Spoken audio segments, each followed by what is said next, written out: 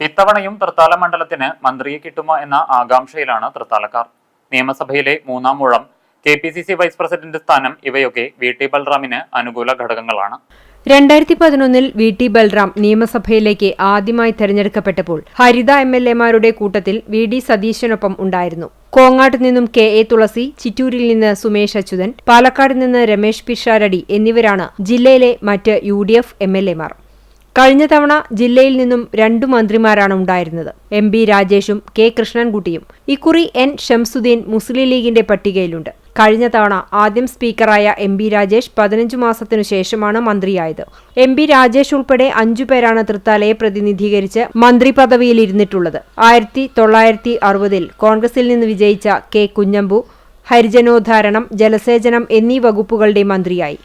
1971-ൽ V ഈശ്വരൻ ഹരിജനക്ഷേമ ദേവസ്വം മന്ത്രിയായി. 1977-ൽ K Sankaranarayanan കൃഷി, സാമൂഹിക വികസനം, മൃഗസംരക്ഷണം എന്നീ വകുപ്പുകളുടെ മന്ത്രിയായി. 1981-ൽ KK ബാലകൃഷ്ണൻ ഗതാഗത വകുപ്പ് മന്ത്രിയുമായി. പിന്നീടാണ് MB രാജേഷ് തദ്ദേശ സ്വയംഭരണം, എക്സൈസ് വകുപ്പ് മന്ത്രിയാകുന്നത്.